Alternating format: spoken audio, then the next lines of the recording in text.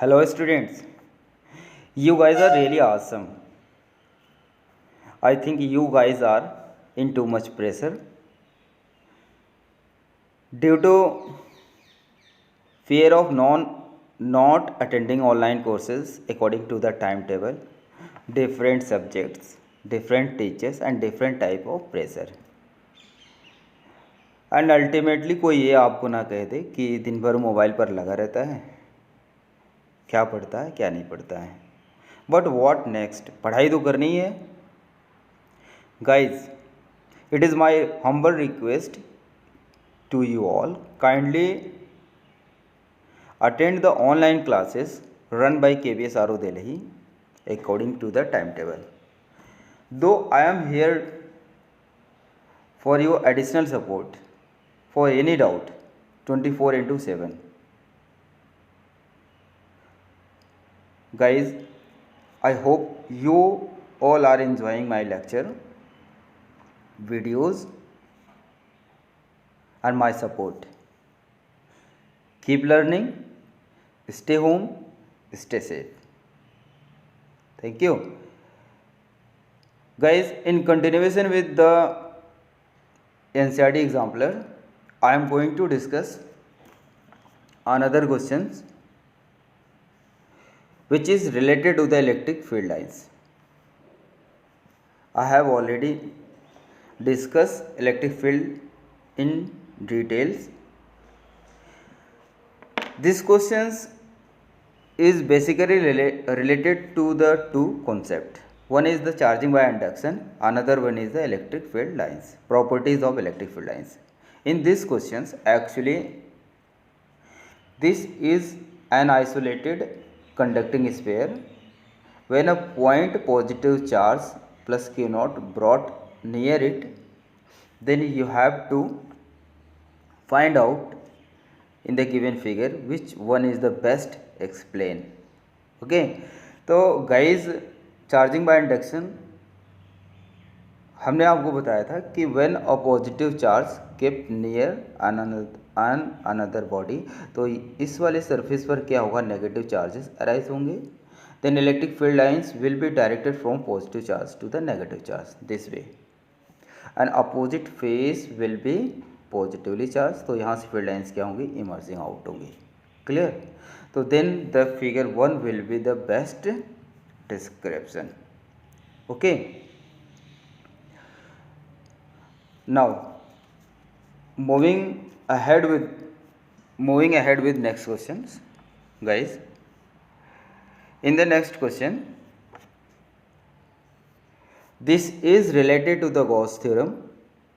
In the significance of Gauss theorem, I have told you that Gauss theorem is valid for any closed surface, no matter what is shape and size of the surface. Okay, so in this question basically you have to find out the total flux through the surface. 4 options are given. One by one अगर आप इसकी study करें तो जो last option है, okay, जो electric flux through all figures will be same. This is direct question which is related to the significance of Gauss theorem. Okay, that means shape किसी भी तरह हो, इस शेप की साइज़ पर डिपेंड नहीं करता है. इसके अंदर जितने भी चार्जेस होंगे, इनसाइड जितने भी चार्जेस हैं उसी पर डिपेंड करेगा. That means phi total is equal to q enclose upon epsilon naught. Is that clear? In the next question let us see what is the next question. Guys, we are not using too much handy devices, so it create a little bit problem, but I have to manage it. Okay, guys, see, I am directly telling you these questions, and this is also related to the Gauss's law. In the another significance of the Gauss's law, I have told you Q on the right side of the equation. That is phi total is equal to Q enclose upon weight. wait a minute, right side, Q enclose is divided by epsilon naught time. What Q enclose mean? Q on the right side only charges inside the closed surface. Q enclose only charges inside the closed surface, that is the Gaussian surface.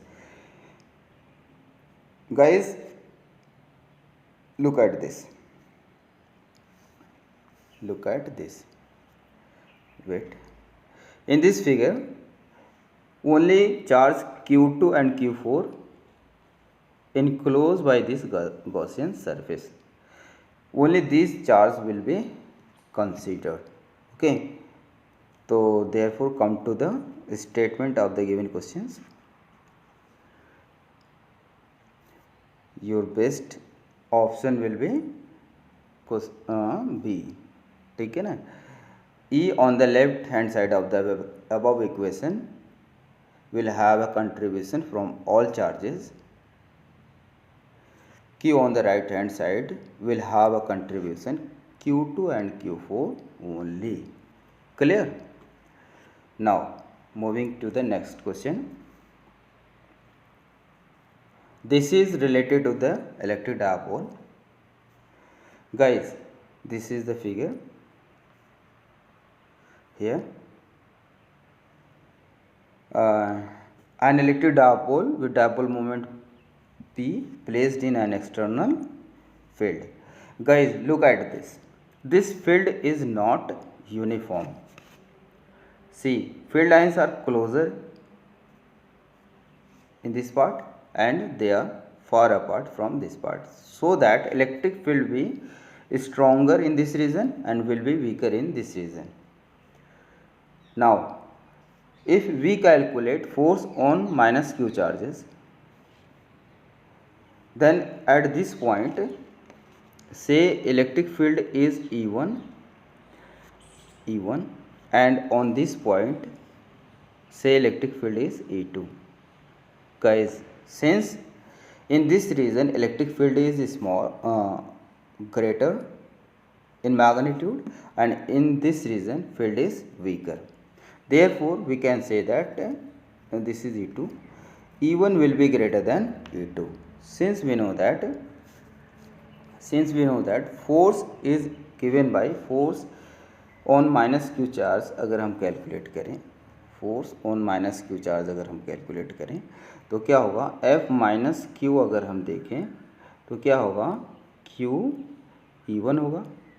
Okay, देखो guys, जो charge होता है ना, charge का magnitude minus Q plus Q, अगर हम force को इसके वेक्टर फॉर्म में रिप्रेजेंट करते हैं, डायरेक्शन के फॉर्म में रिप्रेजेंट करते हैं, तो क्या होता है कि जो चार्ज होते हैं उसका बस मैग्नीट्यूड ही कंसीडर किया जाता है. Okay, but in this case देखो आप क्या कहते हैं कि जो फोर्स होगा F1 अगर मान लें नेगेटिव चार्ज पे, F1 ऐसे कर लें, वेट अ मिनट, वेट,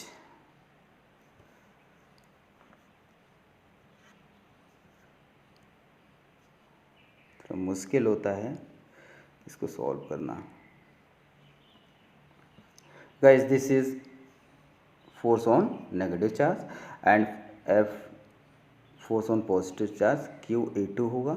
ठीक है ना, since E1 is greater than E2, therefore F1 will be greater than F2. मतलब force on negative charge will be greater than force on positive charge. Okay, तो in this questions यहाँ पे ऐसे लिखा हुआ है कि the dipole will not experience any force. This is wrong. ठीक है ना, and the dipole will experience a force towards right, ये भी रॉन्ग होगा क्योंकि E1 जो हो रहा है ग्रेटर देन E2 है, और ये जो ऑप्शन होगा C will be the correct explanation. Dipole will experience a force towards left. Okay, now moving ahead with in the next question. In these questions, let us see, a point charge plus Q is placed at a distance d from an isolated conducting plane. The field at a point P on the other side of the plane is. कुछ options दे रखे हैं, इसी में से आपको correct option को find out करना। फर्स्ट ऑप्शन है directed perpendicular to the plane and away from the plane, directed perpendicular to the plane and away from the plane, और directed perpendicular to the plane but towards the plane, and radially away, radially this term, radial जो term होगा ये radial term होगा नहीं, क्योंकि ये plane seat है, conducting plane है। अगर स्फेरिकल बॉडी होती तो यहाँ पे रेडियल का वो रेडियल की मीनिंग होती, जो कि मैंने ऑलरेडी आपको डिस्कस कर रखा था। ये दो ऑप्शन तो ऐसे ही कैंसिल आउट हो गए। अब बात आती है directed perpendicular to the plane but perpendicular to the plane but towards the plane, ठीक है ना। अब यहाँ पे टुवर्ड्स द प्लेन की बात आती है तो हमारा first option and second option में ही डाउट हो रहा है कि हमारा क्या आंसर सही होगा। अब मैं आपको ऐसे स्केच करके दिखाता हूँ। एक ऐसे कोई कंडक्टिंग आपका प्लेन है। अब चार्ज को यहाँ पे प्लेस कर देते हैं तो इस साइड वाला जो होगा नेगेटिव होगा, चार्जिंग बाय इंडक्शन, और अपोजिट साइड वाला क्या होगा, पॉजिटिव होगा। तो इलेक्ट्रिक फील्ड लाइंस क्या होगी, मूविंग अवे होगी, ठीक है ना, मूविंग अवे होगी। अगर चार्ज को यहाँ पे प्लेस करते हैं तो जो first option will be the 100% correct, first option जो होगा आपका सही होगा। Clear. Now let us see in the next question. Next question हमारा है hemisphere is uniformly charge positively, the electric field at a point on a diameter away from the center is directed. The first option is that perpendicular to the diameter, another option is the parallel to the diameter, and another option at an angle tilted towards the diameter, at an angle tilted away from the diameter. तो tilted away का कोई meaning होता नहीं है। अब जो field होती है इतनी भी टिल्ट नहीं होगी, ठीक है ना। अब देखो क्या कहते हैं, इसको सॉल्व करने के लिए मैं आपको बताता हूँ कि लेट से सेम क्वेश्चन में हमने आपको एक जो क्वेश्चन दिया हुआ था, हेमिस्फीयर ऐसे होता है। हेमिस्फीयर एक बना लेते हैं, ठीक है ना। हेमिस्फीयर हमने बना लिया। अब ये क्या है, पॉजिटिवली चार्ज है, ठीक है ना। अब इसका ये सेंटर मान लेते हैं और ये इसका क्या है, डायमीटर है। अवे फ्रॉम द सेंटर की बात अगर हम करें, अवे फ्रॉम द सेंटर की बात करें, इस तरह से डायमीटर आप कई तरह से चारों तरफ से डायमीटर को आप बना सकते हो। अब क्या होगा कि यहाँ पर जो फील्ड लाइन्स होंगी सीधे ये भी क्या आ जाएंगी, ऐसे परपेंडिकुलर होंगी, ठीक है ना, और अवे भी होंगी। देखो ये जो क्वेश्चन है आपका है, इस क्वेश्चन को मैं बताऊँ आपको कि बाद में हम लोग पढ़ेंगे कि electric field due to uniformly charge circular ring, ठीक है ना। और मैग्नेटिक फील्ड, मैग्नेटिज्म में भी मैग्नेटिक फील्ड सर्कुलर रिंग से क्या करते हैं, कैलकुलेट करते हैं। अब देखो इसको करने के लिए क्या होता है कि अगर यही हमारा हेमिस्फीयर है, ये सेम हेमिस्फीयर है, ये पॉजिटिवली चार्ज है, तो हम इसको क्या कर सकते हैं, कई जो है रिंग में इस तरह से ब्रेक कर सकते हैं।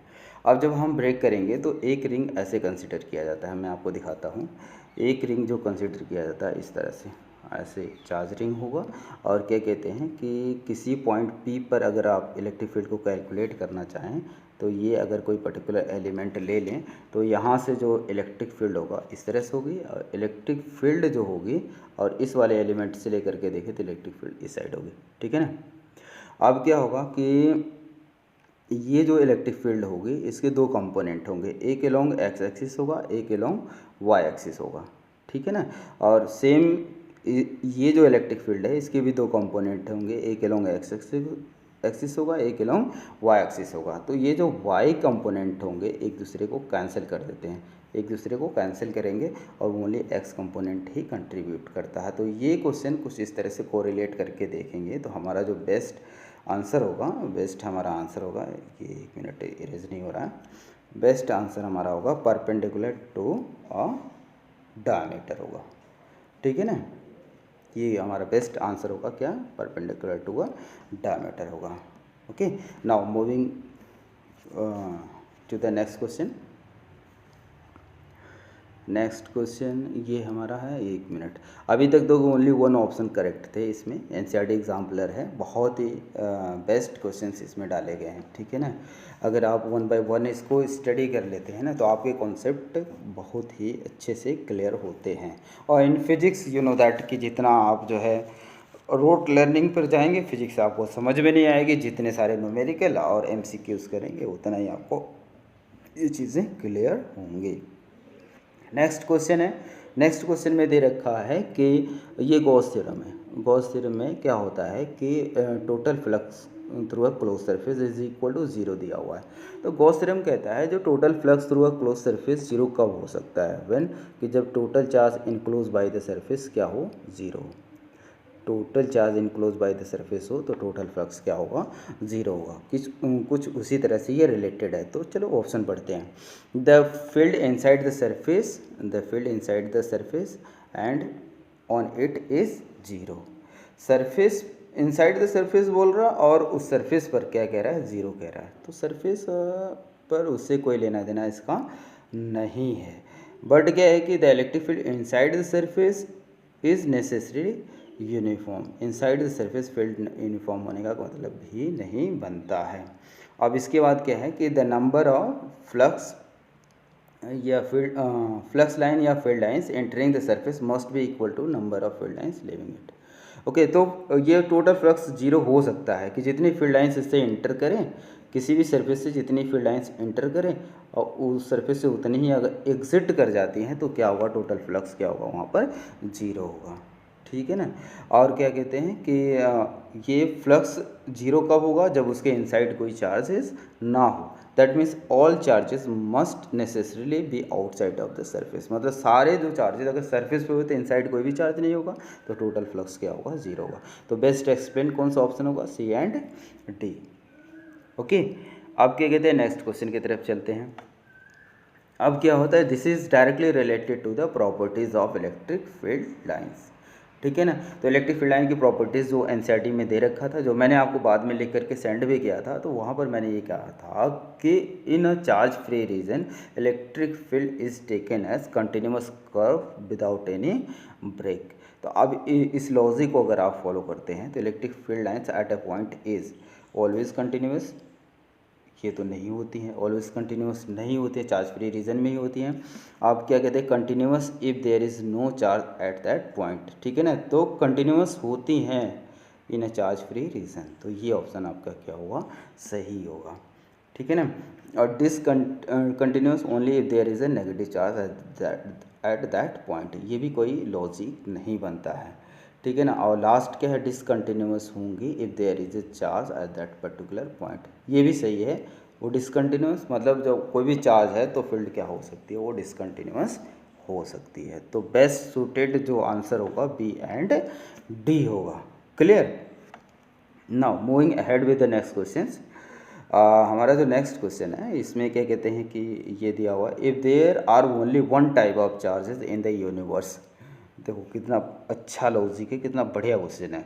तो इसमें क्या कह रहा है कि if there were only one type of charges in the universe, आपको बस फंसा रहा है कि one type of charges in the universe, but आपको मेनली कन्फाइंड रहना है टू द गॉस थ्योरम। तो क्या होगा कि वन टाइप का अगर चार्जेस होते हैं तो electric flux is not equal to zero, ऐसा पॉसिबल नहीं है। ओके, और क्या होगा, ऐसा पॉसिबल ही नहीं कि फ्लक्स मतलब ऑलवेज क्या हो, कुछ ना कुछ फ्लक्स हो। ठीक है ना, ऐसा हो ही नहीं सकता, क्योंकि वो अगर सेम टाइप के भी होंगे तो कोई पर्टिकुलर सरफेस ऐसा होगा जहाँ पे इंटर करेंगे और वो पूरे क्या करेंगे, एग्जिट कर जाएंगे। ठीक है ना। तो अब नेक्स्ट जो हमारा ऑप्शन क्या है, इलेक्ट्रिक फ्लक्स मतलब E dot d s zero होगा if the charge is outside of the surface. Okay, तो अगर चार्जेस सारे आउटसाइड ऑफ द सरफेस होंगे तो क्या होगा, नेट फ्लक्स क्या होगा, जीरो होगा। Charge enclose by the surface will be equal to zero. Clear. और क्या कहते हैं कि E dot d S could not be defined, तो इसका भी कोई मतलब नहीं बनता है। और क्या कहते हैं, टोटल फ्लक्स, ये तो गॉस थ्योरम ही है।